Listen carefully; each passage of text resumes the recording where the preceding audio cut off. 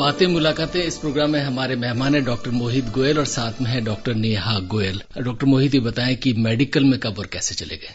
घर में कई सारे डॉक्टर थे हमेशा से, तो रुझान तो कोई बहुत जल्दी नहीं डेवलप हुआ था, लेकिन उनको देखते थे और ये देखते थे कि वो बड़ी लगन से काम करते हैं। घर पे ध्यान कम देते थे, अपने मरीजों का ध्यान ज्यादा रखते थे।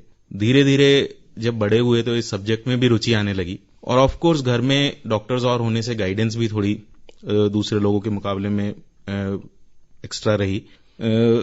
जब मैं क्लास 9th-10th में था तो तब ये थोड़ा सा रुझान बना कि अपने को इस फील्ड में जाना चाहिए और गाइडेंस मिली एंड विद गॉड्स विल इस फील्ड में जा पाए। तो आपको शुरू में लगता था कि ये एग्जाम पास कर लेंगे और सच में डॉक्टर बन जाएंगे या कभी डाउट होता था? ये विचार मैंने मन में कभी आने ही नहीं दिया। उस समय पे मैं सिर्फ पढ़ रहा था, मुझे उस चीज को पढ़ने में बहुत मजा आ रहा था और मैंने कभी ये नहीं सोचा कि मैं पास होऊंगा या फेल होऊंगा, इस एग्जाम को मैं क्लियर कर पाऊंगा। और वो मजे मजे में जो मैंने पढ़ाई करी उसके साथ में एग्जाम क्लियर हो गया। नेहा, आप बताएं कि आपने कब सोचा कि मेडिकल में जाना है? After the 10th class, my father wanted me to be in this field and then I selected this. पिताजी चाहते थे इसलिए आपने मेडिकल का एग्जाम दिया, खुद की इच्छा नहीं? Yeah, actually there was no doctor in the family and no knowledge about this field. So he chose me. जी, ये रेडियो लेक्सिटी प्रोग्राम में बातें मुलाकातें, हमारे बीच हैं डॉक्टर नेहा गोयल और साथ में डॉक्टर मोहित गोयल। डॉक्टर मोहित ये बताएं कि सबसे पहले जब आप मेडिकल में गए तो जो स्पेशलाइजेशन आपका है इस फील्ड के बारे में भी आपने सोचा था या एकाएक यही हाथ आ गया? ये जो मेरा फील्ड है रूमेटोलॉजी, इसका MBBS ही नहीं इवन MD के लेवल पे भी बहुत ज्यादा हमें इसके बारे में बताया नहीं जाता है। हम MBBS में फाइनल ईयर तक आते आते इसकी बड़ी बेसिक सी 2-3 बीमारियों के बारे में बड़ा बाहरी ऊपरी ज्ञान हमें मिलता है। लेकिन जब मैंने वो ऊपरी ज्ञान भी जब मुझे मिला, मुझे कुछ इंटरेस्ट इस फील्ड के अंदर डेवलप होना स्टार्ट हो गया। जब इंटर्नशिप में हमें एक आर्थराइटिस का केस दिखाया गया वार्ड में, एक भर्ती मरीज, तो मुझे काफी ज्यादा इंटरेस्ट आया और मैंने अपनी MD के पहले ही इस फील्ड की बुक्स पढ़ना स्टार्ट कर दी थी। MD में जाने के बाद में इंटरेस्ट बहुत डेवलप हुआ और MD में 3 साल की जो MD रहती है उसमें फर्स्ट ईयर एंड होने से पहले ही आई वॉज श्योर कि मुझे इस फील्ड के अंदर जाना है। नेहा, ये बताएं कि दर्द दरअसल बहुत लोगों को होते हैं, सबको जिंदगी में दर्द होते हैं। ये दर्द का मैनेजमेंट ये दरअसल होता क्या है और डॉक्टर कैसे करता है? का मैनेजमेंट एकदम बेसिक तरीके से शुरू होता है, जिसमें कि अपना लाइफस्टाइल मॉडिफिकेशन है, अपन अपनी जीवन शैली में एक्सरसाइज को इंक्लूड करें और अपनी सेडेंटरी हैबिट जो अपनी लाइफस्टाइल में आ गई हैं उनको हटा के एक्टिव लाइफस्टाइल को अपनाएं और पर्टिकुलर किसी भी जगह के दर्द के लिए कुछ कसरत होती हैं जो बताई जाती हैं। इसके अलावा बहुत सारी थेरेपीज हैं जो एडवांस पेन मैनेजमेंट जिसको कहा जाता है, तो अभी उनकी सहायता से काफी उपचार किया जा सकता है। डॉक्टर मोहित ये बताएं कि हम लोगों का जो खान पान है, बताया जाता है कि उस खान पान में कहीं कुछ कमी रह जाती है जिस वजह से हमें हड्डियों या जोड़ों के दर्द होते हैं। तो क्या खान पान का भी हमारे दर्द से, खास तौर पर हड्डियों या मांसपेशियों के दर्द से लेना देना है? बिल्कुल। हम जो ये जोड़ों के दर्द हैं या हड्डियों के दर्द हैं, इसको हम 2 भागों में विभाजित कर सकते हैं। एक तो आर्थराइटिस, या जो मेडिकली हम जिसे आर्थराइटिस बोलते हैं, वो इम्यून संबंधी बीमारियां हैं, और जो आर्थराइटिस के अलावा जो दर्द हैं उनमें खान पान का रोल ज्यादा होता है। अगर कैल्शियम की कमी है, प्रोटीन्स की कमी है, विटामिन D की कमी है, तो इन सब से सभी तरह के जोड़ों में दर्द और हड्डियों में दर्द बढ़ जाते हैं। आर्थराइटिस की जहां हम बात कर रहे हैं जो कि इम्यूनोलॉजिकल है, उसमें खान पान का रोल बड़ा सीमित होता है। उसमें ये प्रोग्राम्ड बीमारियां हम इन्हें बोलते हैं कि जिन्हें होनी है वो होंगी, इनका ट्रीटमेंट करना पड़ता है। इनके बचाव के लिए या खान पान में चेंज करके इनको पूरी तरह से ट्रीट नहीं किया जा सकता है। कौन सी बीमारियां ऐसी है जो खान पान में विटामिन D या कोई चीज की कमी रह जाए या कुछ चीज आपके खान पान में कम है या आप उसको प्रॉपर्ली डाइजेस्ट नहीं कर पाते, उससे हो सकती हैं? जैसा कि मैंने कहा कि सभी तरह के जोड़ दर्द, वो आर्थराइटिस वाला हो या बिना आर्थराइटिस का हो, हड्डियों में दर्द, मांसपेशियों में weakness, calcium, vitamin D, vitamin B12 की कमी से ये प्रॉब्लम्स हो सकती है। अब इसमें देखने वाली बात यह है कि जैसे कैल्शियम का सोर्स तो फिर भी कुछ खाने के चीजें हैं, विटामिन D ज्यादातर खानों की चीजों से पूरा नहीं किया जा सकता है।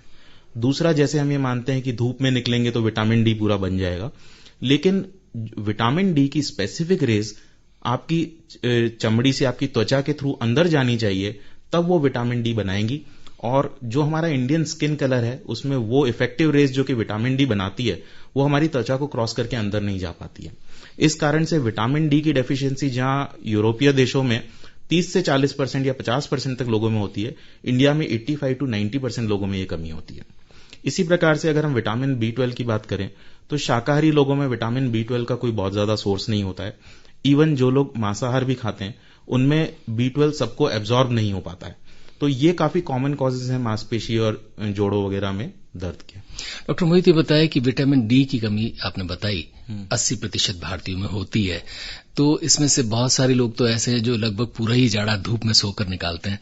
तो इतना ज्यादा धूप से एक्सपोजर हमारे यहाँ लोगों का है, फिर भी विटामिन डी हमारी चमड़ी के भीतर क्यों नहीं जा पाता? मैं यही बता रहा हूं कि इसमें स्पेसिफिक रेज हैं जो कि त्वचा को क्रॉस करेगी और फिर अंदर जाके बॉडी में विटामिन डी का उत्पादन करवाएंगी। हमारी इंडियंस का स्किन कॉम्पोजिशन, इसमें सिर्फ रंग से ही मतलब नहीं है। जिस प्रकार का मेलेनिन पिगमेंट हमारी त्वचा के अंदर गोरे है, हैं, काले, उससे फर्क नहीं पड़ेगा। हाँ, अगर हम इंडियन हैं, हम इस साउथ एशियन रेस के हैं, तो हम गोरे हैं या काले हैं उससे कोई खास फर्क नहीं पड़ेगा।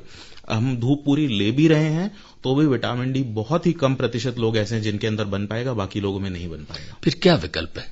विकल्प नहीं, इसका सिंपल विकल्प है। विटामिन डी की जो सप्लीमेंट्स आते हैं ये बहुत ही सिंपल सप्लीमेंट्स हैं और इनको बहुत फ्रीक्वेंटली भी नहीं लेना होता है। एक बार विटामिन डी की कमी पूरी हो जाए उसके बाद में एक सिंपल सा कैप्सूल महीने में एक बार, आजकल तो पाउडर फॉर्म में भी आता है, टैबलेट फॉर्म में भी आता है, एक इंजेक्शन भी आता है जो बड़ा ही सस्ता और अच्छा विकल्प है। वो 6 महीने में एक बार इंजेक्शन लेने से विटामिन डी की कमी पूरी हो जाती है। सिर्फ सप्लीमेंट्स या खान पान में ऐसी चीजें जिससे हम विटामिन डी पूरी कर पाएं, अगर हम ऐसा सोचेंगे तो हम ऐसा नहीं कर पाएंगे। रेडियो लेक्सिटी में हमारे मेहमान डॉक्टर मोहित गोयल, साथ में डॉक्टर नेहा गोयल। डॉक्टर नेहा बताएं कि दर्द जो होते हैं वो अमूमन आपके पास ज्यादातर लोग आते हैं, वो कौन से दर्द लेकर आते हैं और इनका क्या उम्र से भी रिश्ता है कि कुछ जो 50 साल या 60 साल से उम्र के ज्यादा उम्र के लोग हैं वो ज्यादा दर्द की शिकायतें लेकर आते हैं या कम उम्र में कम लोग आते हैं? इन सब में सामान्य जो दर्द की समस्या है जैसे कि कमर दर्द, और यह उम्र के साथ रिलेटेड है, लेकिन आजकल हम देखते हैं सेडेंट्री लाइफस्टाइल है, बैठे बैठे कंप्यूटर पे काम करना है, उसकी वजह से हमारी रीढ़ की हड्डी में ऐसे परिवर्तन आते हैं कि बहुत कम उम्र में ही ये सब परिवर्तन आने के कारण कमर दर्द की समस्या हो जाती है। जिनका काम ज्यादा देर खड़े रहने का होता है उनको घुटनों के दर्द की समस्या हो जाती है। तो ये सब समस्याएं जो कि हैं ज्यादा देखने को मिलती है। नेहा जी बताएं कि जो बहुत सारे लोग जिनका व्यवसाय, जैसे कोई अगर हेयर कटिंग का काम कर रहा है, बहुत सारे ऐसे प्रोफेशन, टीचर्स है, उन्हें भी खड़ा रहना पड़ता है, तो कुछ लोगों को पेशे से ही हो सकता है 2 घंटे 4 घंटे 6 घंटे खड़ा रहना पड़ता हो, तो वे क्या करें?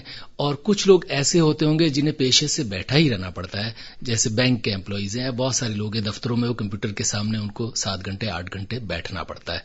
तो वे लोग जिन्हें खड़ा रहना पड़ता है पेशे की वजह से, वे लोग जो बैठे रहते हैं, इन्हें दर्द न हो या ये दर्द से बच सके, क्या कुछ करें? उनके लिए एक सलाह ये दी जा सकती है कि कुछ जो मांसपेशियों को मजबूत करने के लिए कुछ कसरत होती है, जैसे गर्दन को झुक के कम काम करने का होता है, उसके लिए होती है, तो वो अपनी दिनचर्या में लाएं और हमेशा करते रहें। और दूसरा, जब भी अपना काम करें, हर आधे घंटे बाद 1 घंटे बाद जब भी संभव हो पानी पीने के बहाने या कुछ भी तरह से ब्रेक लिया जाए। बैठे बैठे काम कर रहे हैं तो खड़े होके वॉक कर लें 8-10 कदम ही, और नियमित सैर करना अपनी दिनचर्या में प्रतिदिन के लिए लाएं। रेडियो लेक्सिटी में बातें मुलाकातें प्रोग्राम में हमारे मेहमान डॉक्टर नेहा गोयल और साथ में डॉक्टर मोहित गोयल। डॉक्टर गोयल ये बताएं कि हम लोग आजकल लगभग सभी लोग, और इसमें खास तौर पर बच्चे ज्यादा हैं, गैजेट्स के आदी हो चुके हैं, और ये मान के चलिए कि 1 घंटे से लेकर 12 घंटे 15 घंटे 17 घंटे कितना वक्त लोगों का मोबाइल या दूसरे गैजेट्स के सामने निकलता है, कह भी नहीं सकते। अब कोविड-19 में एक नई परेशानी ये हो गई कि लोगों की, अब बच्चों को आप कह भी नहीं सकते क्योंकि वो कह रहे हैं हमारी पढ़ाई भी मोबाइल से हो रही है, लिहाजा उनका बहुत सारा समय मोबाइल के सामने गुजरता है।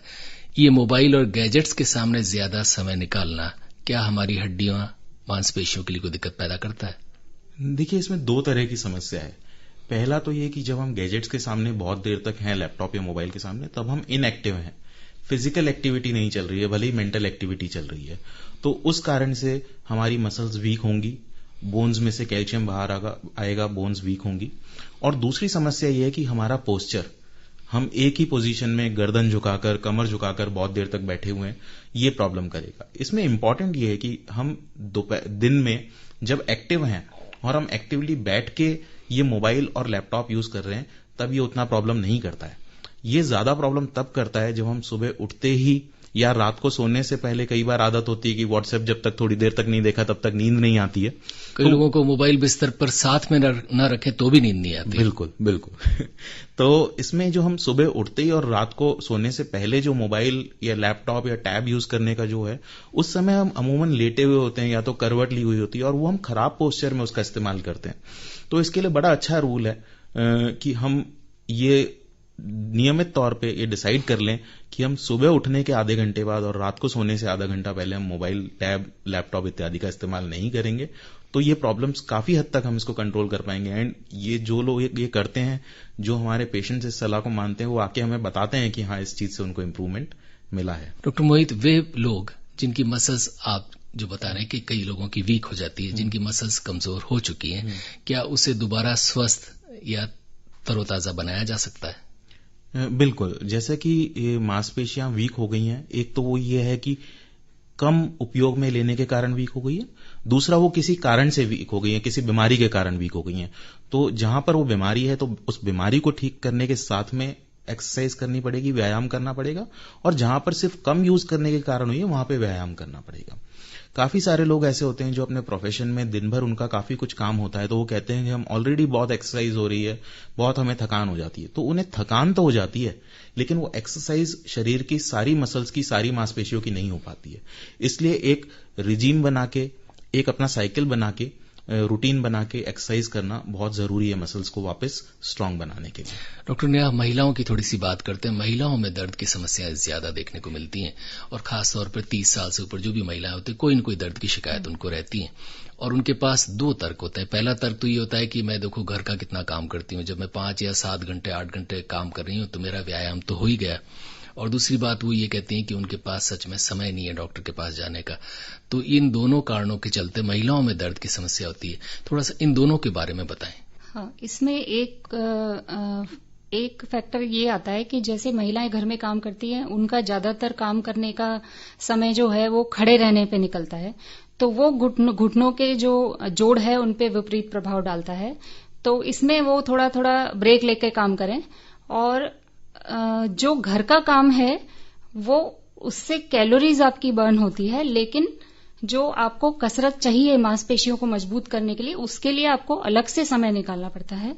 और जो कसरत पर्टिकुलर गर्दन के लिए है वो अलग कसरत है, कमर के लिए अलग कसरत होती है। हर जोड़ के लिए सही व्यायाम करना बहुत आवश्यक है।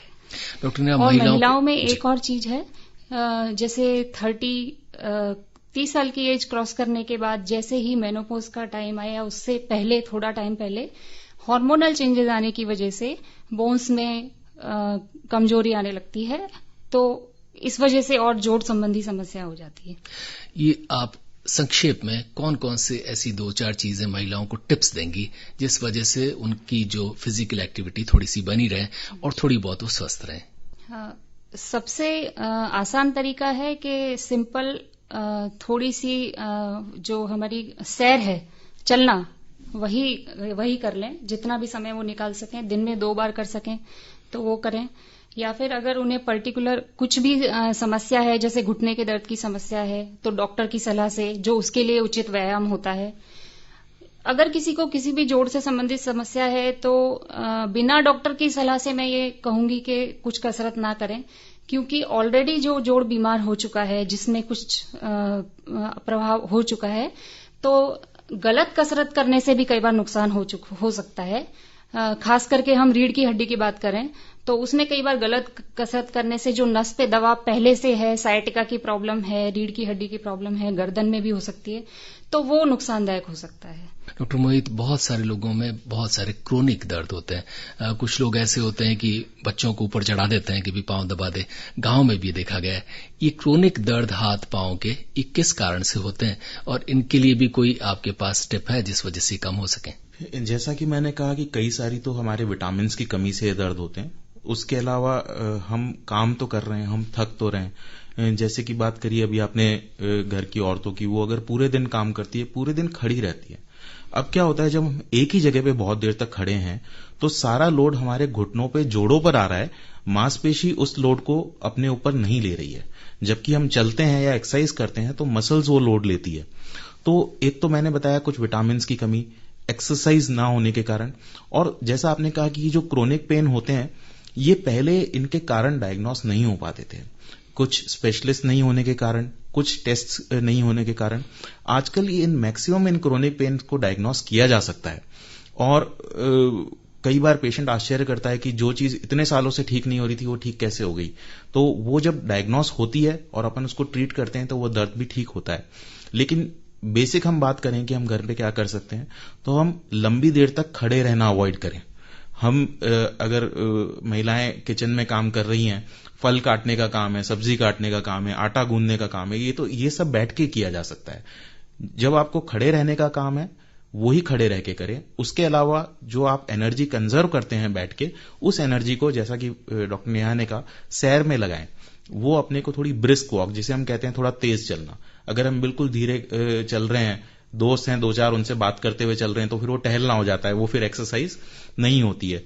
तो ये कुछ चेंजेस लाने से हम काफी पेन से तो वैसे ही निजात पा सकते हैं, और बाकी फिर डायग्नोस करके दूर किए जा सकते हैं। रेडियो लेक्सिटी में बातें मुलाकातें प्रोग्राम में हमारे मेहमान डॉक्टर नेहा गोयल और साथ में डॉक्टर मोहित गोयल। डॉक्टर मोहित गोयल, आपसे जानना चाहूंगा, कोविड-19 का जो संकट शुरू हुआ, 6 महीने से ज्यादा का समय हो गया, इसमें बहुत सारे लोगों का मजबूरनी से ही बहुत सारा वक्त घर की चार दीवारी में निकला। अभी भी बहुत सारे लोग भय से बाहर वॉक या दूसरी किसी एक्सरसाइज के लिए नहीं जा पा रहे हैं। इन्हें क्या सुझाव देंगे? देखिए, ऐसे समय में एक्टिविटी बनाए रखना, एक्सरसाइज रेगुलर करना सिर्फ शारीरिक स्वास्थ्य नहीं, मानसिक स्वास्थ्य के लिए भी बहुत इंपॉर्टेंट है। हमें फ्रेश एयर नहीं मिलेगी अगर हम खुद फिजिकली फिट फील नहीं कर रहे हैं, तो हम मेंटली भी फिट फील नहीं करेंगे। इसमें बहुत सारे उपाय निकाले जा सकते हैं। जैसे कि हमें अगर कोई जगह नहीं मिल रही, हम सिर्फ अपने घर के बाहर खड़े होकर, जहां पर हवा है, हम स्पॉट जॉगिंग कर सकते हैं। स्पॉट जॉगिंग मतलब उसी जगह पर खड़े होकर हम जॉगिंग कर सकते हैं। किसी के घर पर छत है तो आप उस पर वॉक कर सकते हैं। साइकिलिंग करना, जैसे किसी के घर में साइकिल है एक्सरसाइज वाली, वो बहुत ही अच्छी एक्सरसाइज है। इसके अलावा अगर हम बाहर वॉक के लिए भी जाते हैं, हम खुली जगह में जाएं, जो बहुत ज्यादा क्राउडेड नहीं हो, बहुत सारे लोग आसपास नहीं हो। हम एक सेफ डिस्टेंस, जो आजकल हम कह रहे हैं डिस्टेंसिंग, उसे मैं बेहतर वर्ड बोलूंगा physical distancing, not social distancing, और वो मेंटेन करके हम अगर वॉक पे जाएं, फ्रेश एयर है, डिस्टेंस मेंटेन किया हुआ है, तो ये सब चीजें की जा सकती है। बहुत ज्यादा ये हमें सतर्क रहना है, लेकिन हमें भयभीत नहीं रहना है। तो हम जब बाहर जाएं, अगर हम डिस्टेंस मेंटेन किया और हम वॉक कर रहे हैं, तो हम सेफ्टी से ये कार्य कर सकते हैं। वे लोग जो अभी भी मास्क पहन के वॉक ले रहे हैं, उन्हें क्या सुझाव देंगे? क्या वो भी कोविड-19 के से उनको खतरा है, या मास्क पहन कर अगर वॉक ले रहे हैं, छोटी मोटी जॉगिंग कर रहे हैं सड़क पे, तो उससे वे कोविड-19 से एक्सपोज नहीं होंगे, ऐसा तय है? देखिए, कई सारे जो शोध आए हैं उसमें कई सारी दवाइयों के और बहुत सारी चीजों का नाम आया है, लेकिन कुल मिला के अभी तक का निष्कर्ष ये है कि 2 चीजें या 3 चीजें हम कहें जो इंपॉर्टेंट है इस कोविड-19 से बचाव में, वो है एक तो मास्क, सेकंड है डिस्टेंसिंग, और थर्ड है खुद की पर्सनल हाइजीन का ध्यान रखना। तो अगर हम वॉक पे जा रहे हैं, जॉगिंग पे जा रहे हैं, हमने मास्क लगा रखा है और हम डिस्टेंस मेंटेन कर रहे हैं दूसरे लोगों से, तो हमें बहुत ज्यादा डरने की जरूरत नहीं है। डॉक्टर नेहा, बताएं कि क्या मनोवैज्ञानिक रूप से इन दिनों बहुत सारे लोग तनाव में हैं, तो क्या तनाव की वजह से भी उनके शरीर में दर्द की शिकायतें आती हैं? और अगर ऐसी शिकायतें जो कि तनाव की वजह से उनके शारीरिक दर्द में तब्दील हुई हैं, आपके पास आती हैं, उन्हें आप क्या सुझाव देती हैं? हाँ, इसके लिए जैसा कि डॉक्टर मोहित ने कहा कि मेंटल हेल्थ के लिए भी एक्सरसाइज करना जरूरी है। तो physical exercise improves your muscles also, और जो हमारी मानसिक स्वास्थ्य है उसके लिए भी कसरत करना आवश्यक है। तो स्ट्रेस को कम करने के लिए कसरत करना बहुत जरूरी है। कौन कौन सी कसरत, एक बार दोबारा जाते जाते हमारे तमाम श्रोताओं को बताएं, खासतौर पर महिलाओं का? ब्रिस्क वॉक कर सकते हैं। उसके अलावा किसी को जो भी जोड़ संबंधी समस्या है उसके लिए डॉक्टर की सलाह से एक्सरसाइज कर सकते हैं। डॉक्टर मोहित, जाते जाते तमाम श्रोताओं को क्या मैसेज देंगे? ये कोविड-19 का बड़ा डिफिकल्ट समय सबके लिए चल रहा है। जैसा कि हमने पूरे इसमें बात करी है कि हमें सतर्क रहना है, हमें भय में नहीं रहना है। एक्सरसाइज करते रहें, घर पे जॉगिंग करें, वॉक करें, छत पे वॉक करें, घर में साइकिल है तो वो चलाएं, प्राणायाम करें, डीप ब्रीदिंग एक्सरसाइज करें, उससे फिजिकल और मेंटल हेल्थ दोनों अच्छी रहेगी। और जैसा कि आप कह रहे थे कि मेंटल स्ट्रेस से पेन बढ़ेगा, और पेन बढ़ेगा तो उससे मेंटल स्ट्रेस फिर बढ़ेगा, और एक साइकिल विषम चक्र बन जाएगा जिसे हम तोड़ नहीं पाएंगे। इसलिए इसका तोड़ यही है कि खुश रहें और एक्सरसाइज करते रहें। डॉक्टर मोहित गोयल और डॉक्टर नेहा गोयल, आपका हृदय से आभार।